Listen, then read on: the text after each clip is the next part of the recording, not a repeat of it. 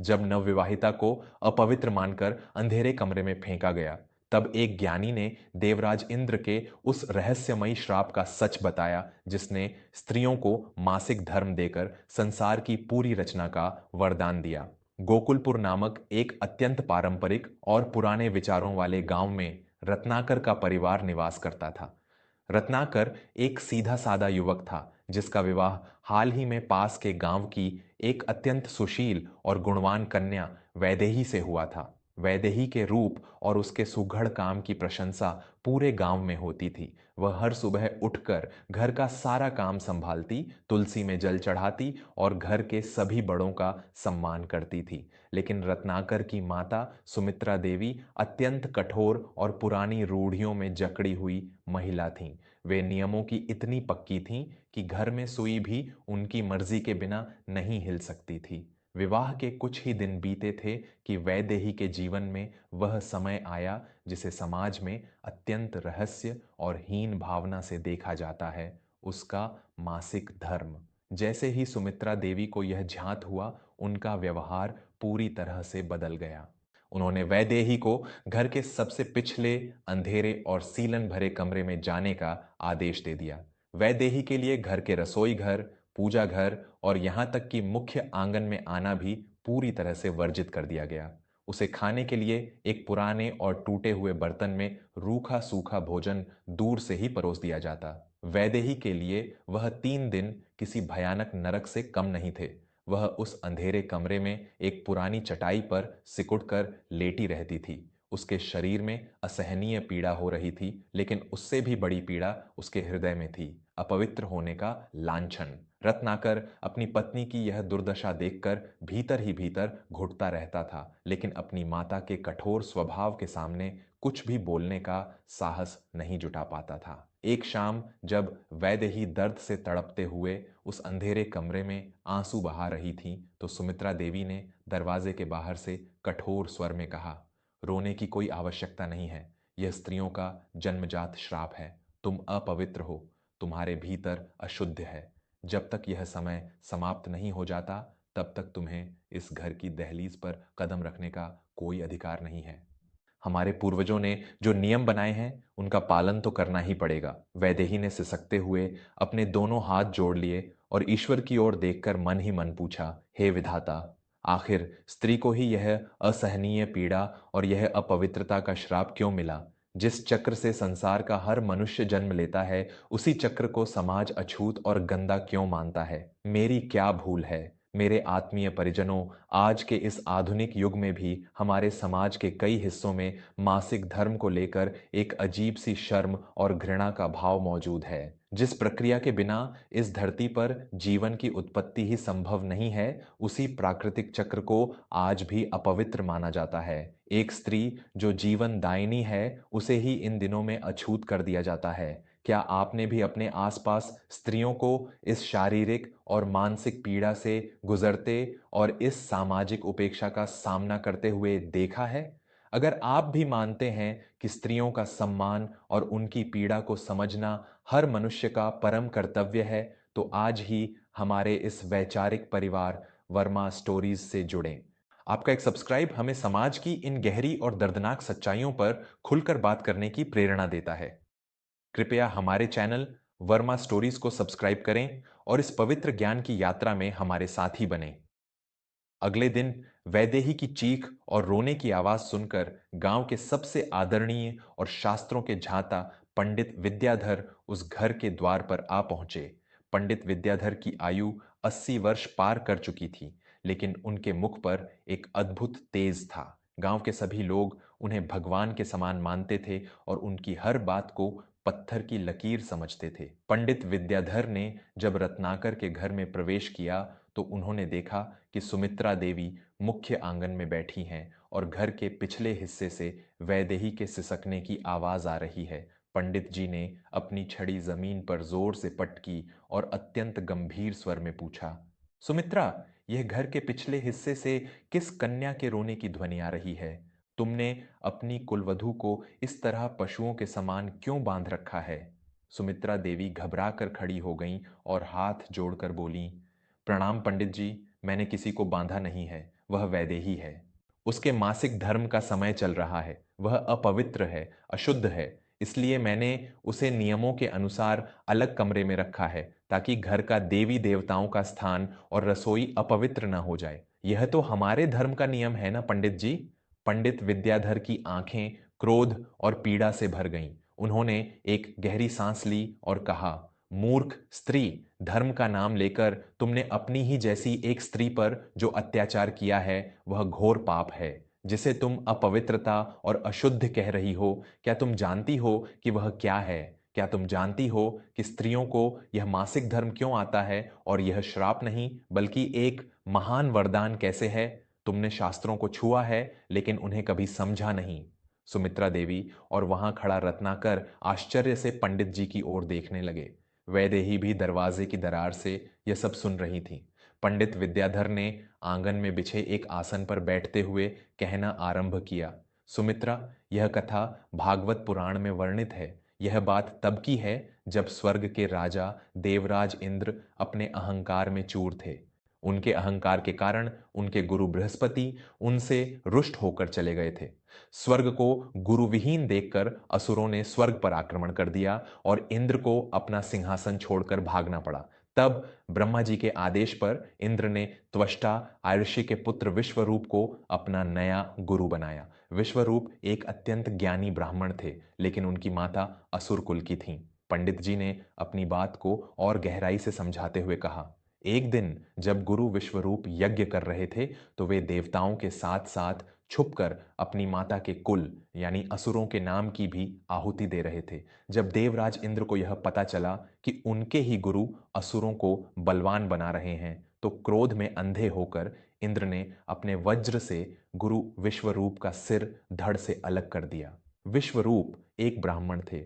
उनकी हत्या करते ही देवराज इंद्र पर ब्रह्मांड का सबसे भयंकर पाप ब्रह्म हत्या का पाप लग गया।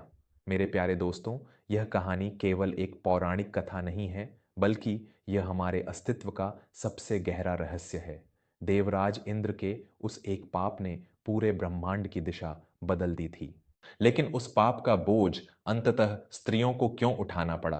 कैसे एक भयानक श्राप संसार की सबसे बड़ी शक्ति बन गया? यह रहस्य हर उस व्यक्ति को जानना चाहिए जो स्त्री के इस चक्र को अपवित्र मानता है। अगर आप इस महान रहस्य को गहराई से समझना चाहते हैं और ऐसी ही सच्ची, ज्ञानवर्धक तथा पारिवारिक कहानियों से हमेशा जुड़े रहना चाहते हैं, तो कृपया अभी वर्मा स्टोरीज को सब्सक्राइब करें।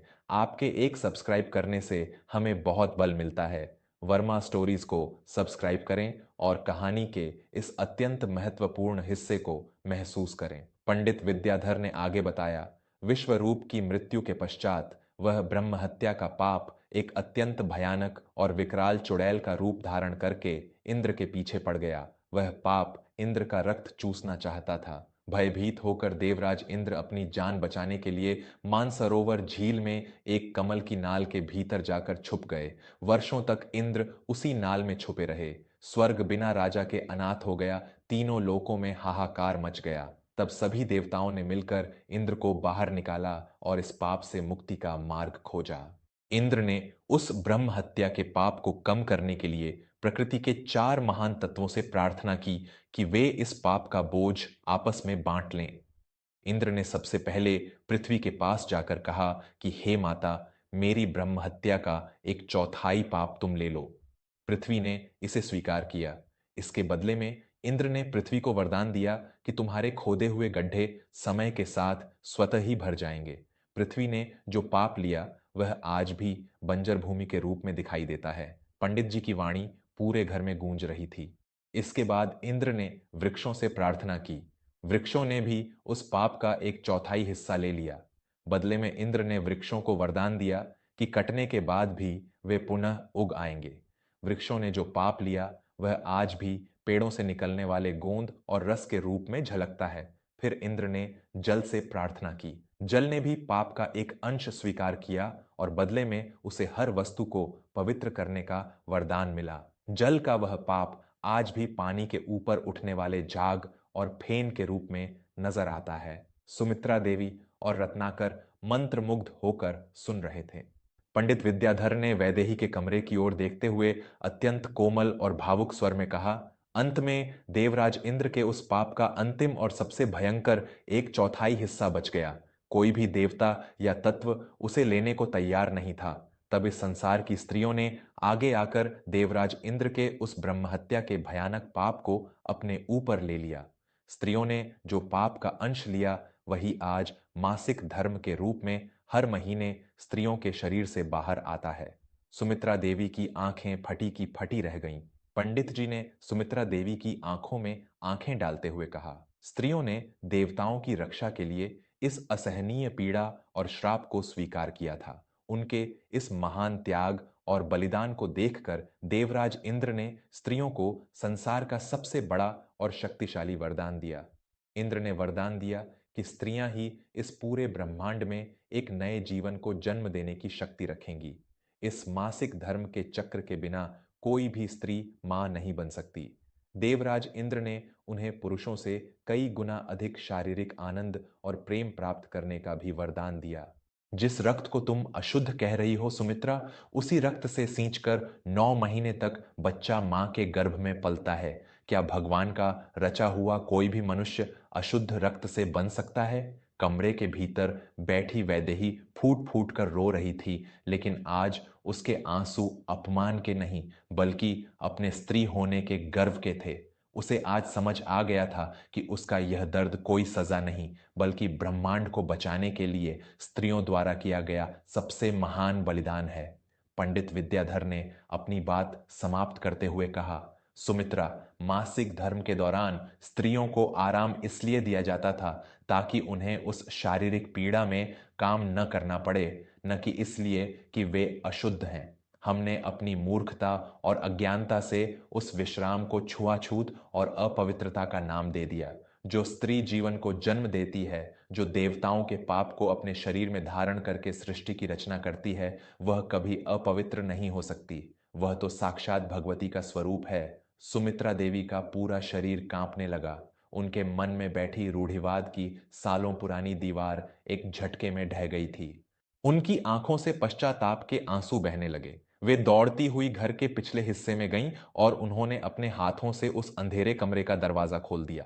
अंदर वैदेही जमीन पर बैठी थी। सुमित्रा देवी ने आगे बढ़कर अपनी पुत्रवधू को गले से लगा लिया और रोते हुए बोली, मुझे क्षमा कर दे मेरी बच्ची, मैं सच में मूर्ख थी। मैंने धर्म के नाम पर इतनी बड़ी सजा दी। आज पंडित जी ने मेरी आंखें खोल दी हैं।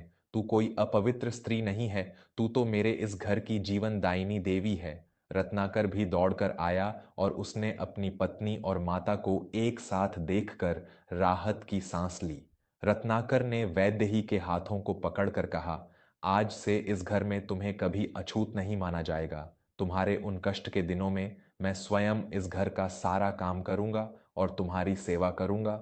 उस दिन के बाद रत्नाकर के घर के नियम हमेशा के लिए बदल गए। वैदेही को उस घर में वही सम्मान मिलने लगा जिसकी वह अधिकारिणी थी। सुमित्रा देवी ने पूरे गांव की महिलाओं को पंडित विद्याधर का वह ज्ञान बताया जिसने धीरे धीरे पूरे गांव की सोच को बदलकर रख दिया। दोस्तों, प्रकृति का हर नियम एक कारण से बना है। मासिक धर्म कोई बीमारी, अशुद्ध या श्राप नहीं है। यह एक स्त्री की शक्ति का सबसे बड़ा प्रतीक है। यह वह शक्ति है जिससे कल का भविष्य जन्म लेता है। आज आवश्यकता इस बात की है कि हम रूढ़ियों को तोड़ें और अपनी बेटियों, बहनों और पत्नियों को उस दर्द के समय में अकेला और अपमानित न छोड़ें, बल्कि उन्हें प्रेम, सम्मान और पूर्ण विश्राम दें।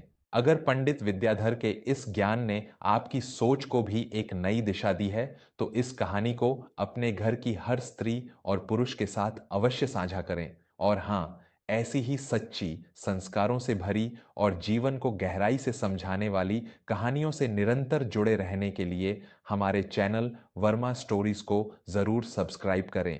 आपका जुड़ना ही हमारे इस परिवार की असली ताकत है। वर्मा स्टोरीज को सब्सक्राइब करें और समाज को एक नई और सुंदर दिशा देने में हमारा साथ दें। धन्यवाद।